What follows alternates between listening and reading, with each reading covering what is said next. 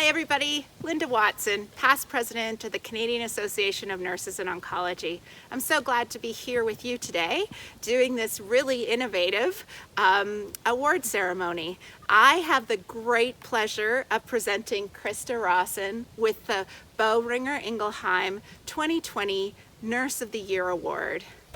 Thank you so much. Yes, congratulations, Krista. Thank you, and thank you to Boehringer Ingelheim. Thank you very much. And along with the beautiful plaque and the white gloves that I will pass to you soon is a financial award for you to spend on your professional development, which I know you have lots of ideas about. Thank you. Thank you to Boehringer Ingelheim and the CANO board and all our CANO members and the nominating committee. Thank you very much. Well, welcome to my backyard in October in Calgary. It's a lovely day. It's in the middle of a pandemic. The middle of a pandemic, social distancing. Yep. I'm so glad to be here with you today, Krista, to talk through a couple things about your Nurse of the Year award. Thank you. To be considered for this award, oncology nurses have to have contributed to advancing oncology nursing practice and or health system transformation within the past year. Being awarded the Boehringer Ingelheim 2020 Nurse of the Year Award, you must have done some great things in the past year. Tell us about what stands out for you. I think when I reflect upon the last year, just a year ago, we were wrapping up a pilot project in Fort McMurray. Go team Fort Mac! And the project was really looking at a nurse practitioner model of care in a small cancer center that has always really relied only on a physician model.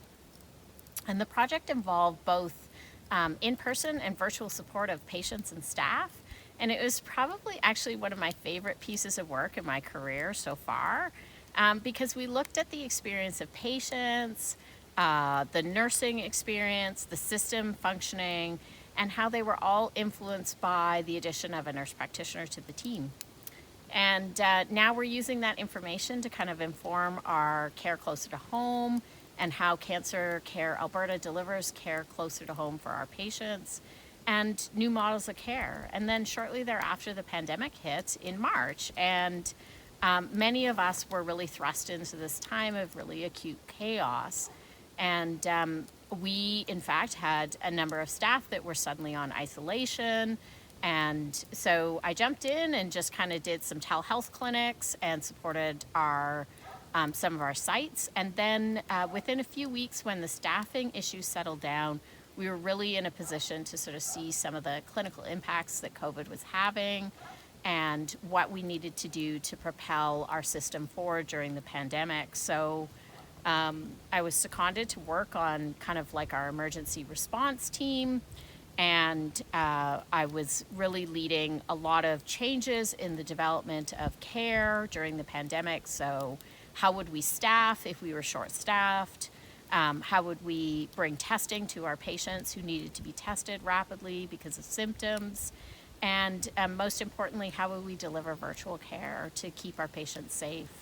And so now I'm leading with you and one of our physician colleagues. There's a triad of us that are co-leading an enduring virtual care strategy for cancer care. And I'm really looking forward to that work. But I think like none of this stuff could be done really without the huge support of an entire team.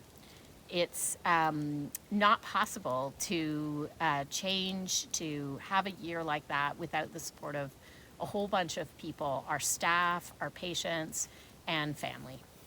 As you join the impressive list of nurses who have won this prestigious award, you become someone that embodies oncology nursing excellence and leadership. What would you say to an early career oncology nurse who wonders if they could ever make the kind of difference you've made in yours? Oncology nursing is oncology nursing really is kind of about being invited into people's world, often at this time when it's extremely vulnerable, it's painful, it can be victorious, it's challenging.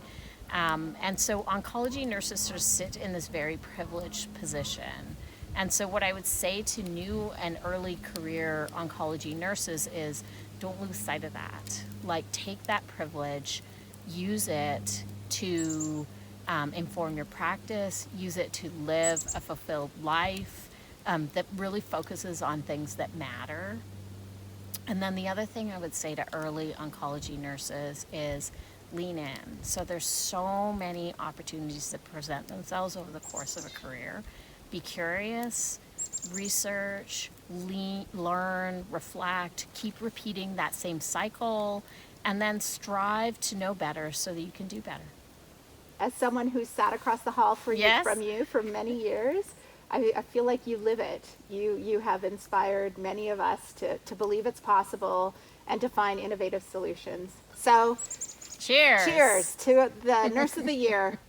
So these are questions that you don't know, and the idea is to answer the first thing that comes to your mind.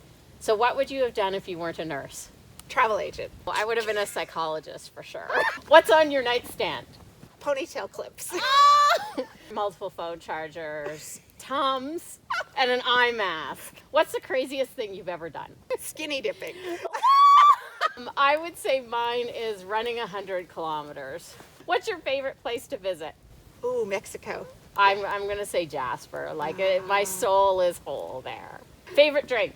Red wine. We all know I have a carbonated water addiction. Irrational fear? I don't have many. Mice. Worst grade in university? 40% in organic chemistry in first year university on a midterm.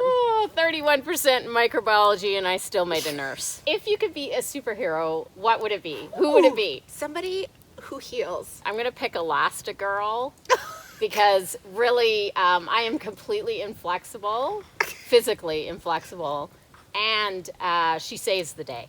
Favorite thing to make? Cookies. Mexican. What makes you laugh? You.